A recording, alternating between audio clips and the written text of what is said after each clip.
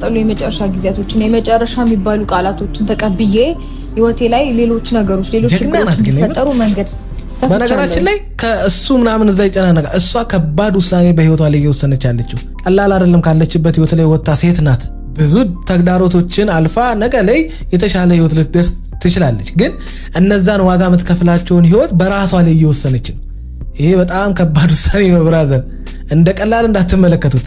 ተደጋግሟል ብዙ የመጨረሻ ጊዜ እኔ በጣም ቆም ያስጠላው ውሳኔ እኮ ለመወሰን ለእግዚአብሔር መስገንኛ እንዴት ደርሼ ነበርኩ ሰውነኛ ይሄ ነገር ጠፍቶክ ነው አይደል? ከረማችሁ ዛሬም ተመልሰን መተናል። ተመልሰን ስንመጣ እንግዲህ በሩታዬ ቤት የተለቀቀውን ቪዲዮ ትንሽ እኛም ትንሽ እስቲ እንግዲህ ሚዲያ ላይ አንድ ነገር ሲመጣ ሚዲያ ላይ ያለ ሰው የተሰማውን ይናገራልና ሁሉም የራሱን አስተሳሰብ ይናገራል። እኛም ትንሽ እስቲ ስለ ሩታዬ ትንሽ ልበል። በዚህ አጋጣሚ እኔ ሩታዬን በጣም ነው መወዳት። ለዛ ያው ለሷ ነው ማደላው። እኔ አብርሽንም ጠልቼው አይደለም፣ ግን ደግሞ አብርሽ ጥፋቱን ማመን ስለማይፈልግ ጥፋቱን ማመን አይፈልግም። በጣም ብዙ ጊዜ ተደጋጋሚ ጥፋት አጥፍቷል፣ ግን እሱ መሸነፍ አይፈልግም። ትዳር ላይ ደግሞ መሸነፍ ከሌለ ችግር ነው። አሁን ትላንትና በተለቀቀው ቪዲዮ እኔ አንድ ነገር አየሁኝ። አቤላ ኤፍሬም የነሱ ኑሮ አይኖሩም፣ ለኛ ስትይ ይቅርታ አርጊለት ነው ያሉት። እሷ አሁን ለነሱ ብላ ይቅርታ አድርጋ ብትገባ ነገ የሚፈጠረው ነገርስ? ነገ እኮ አቤላና ኤፍሬም የሩታንና የአብርሽን ኑሮ አይኖሩም እነሱ። ሁሉም የራሱ ቤት ነው የሚኖረው። ስለዚህ እቺ ልጅ ያቆሰላት ውስጧን ያደማ ውስጧን ያሳመመ ነገር መልስ አልተሰጣትምና ትላንትና ከኔ ጋር አልነበራችሁም፣ ትላንትና እኔ በመፈልጋችሁ ሰዓት ከጎኔ አልነበራችሁም፣ ህመሜን ቁስሌልን አላዳመጣችሁኝም፣ ዛሬ እኔ ቁርጬ ስወጣ ለምንድነው እንደዚህ የምትሉኝ ብላለች። ትክክል ናት። ይሄ ትክክል እኮ ነው። እሷን ከመጠየቅ ውጪ ኤፍሬምም ወጥቶ ሲናገር ነበር። ይሄ ትክክል አይደለም። ለአብርሽ ወንድም ቢሆንም ለሷም ወንድም ነው። እሷንም ቤት ውስጥ ተቆጥቶ እሱንም ተቆጥቶ ነበር ነገሮችን ማብረድ የነበረበት።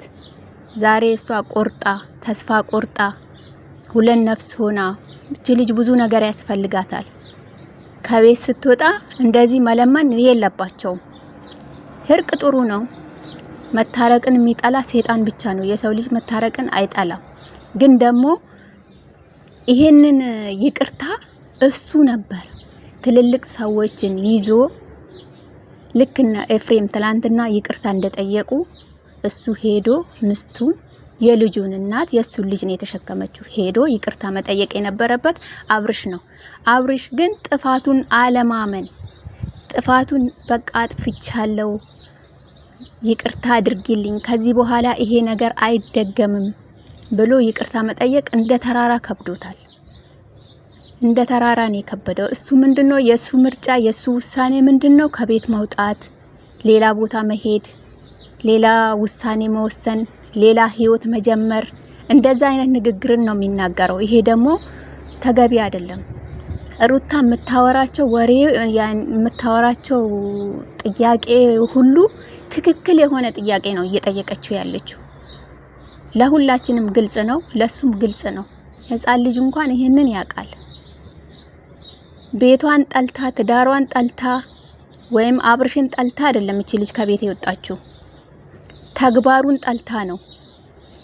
እሱ ተጸጽቶ ያጠፋውን ጥፋት ተጸጽቶ ይቅርታ ጠይቋት ከዚህ በኋላ ይሄ ነገር አይደገምም፣ በህይወታችን ይሄ ነገር ሁለተኛ ተደግሞ አይመጣም ብሎ ቢጠይቃት እቺ ልጅ ዛሬ እንደዚህ ወጣ ቤቷን አታቀዘቅዝም ነበር። ትረዳላችሁ ነፍሰ ጡር ሴት ምን አክል እንደምትሰቃይ። እሱ አጠገቧ ቢሆን ዛሬ ምን አክል ደስተኛ ትሆናለች። ግን ብቻዋን ነው ሁሉንም ችግር ተቋቁማ ያለችው በአሁን ሰዓት ላይ። ይሄንን እንኳን አልተሰማውም። ይሄንን እንኳን አላሰበም አብርሽ። ጥፋቱን ማመን በጣም ከብዶታል። ይሄ ጥፋት አይደገምም ብሎ ለመናገር በጣም ከብዶታል። በጣም ተራራ ሆኖበታል። በቃ ካፉ ለማውጣት በጣም ከብዶታል። ከዚህ በፊት ቤተሰብ ማርክ ይቅርታ ብሎ እግሯ ላይ ወድቆ ቤት አስገብቷት ነበር። ግን ያ ተደግሞ መጣ፣ ያ ጥፋት ማለት ነው። ያ ጥፋት ተደግሞ ስለመጣ ዛሬ አቤላ ኤፍሬም ይቅርታ ቢሉ ይሄ ነገር መደገሙ አይቀርም። የዚች ልጅ ህይወት አሁንም መበጥበጡ አይቀርም። በደንብ አርጋችሁ ቪዲዮን አዳምጣችሁ ከሆነ ሩታ የምታወራቸው ነገር በጣም እውነት ስማርት የሆነ ንግግሮችን ነው ለገባው ሰው ማለት ነው።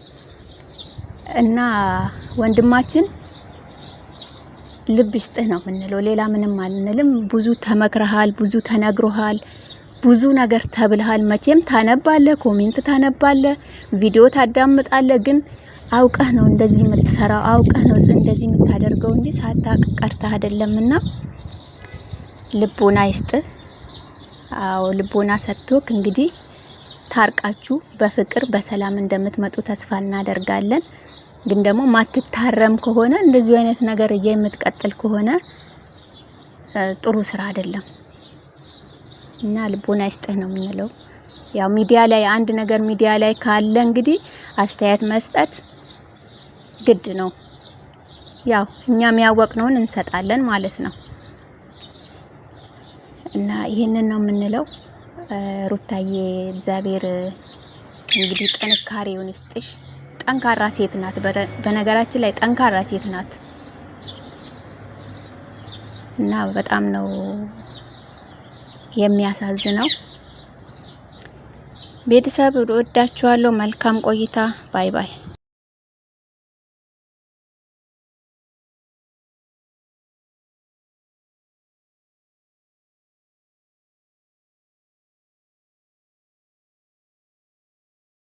ምንድነው ያጠፋው ጥፋት ብለህ ደውለህ ጠይቀኝ፣ በረብ አስረዳለሁ።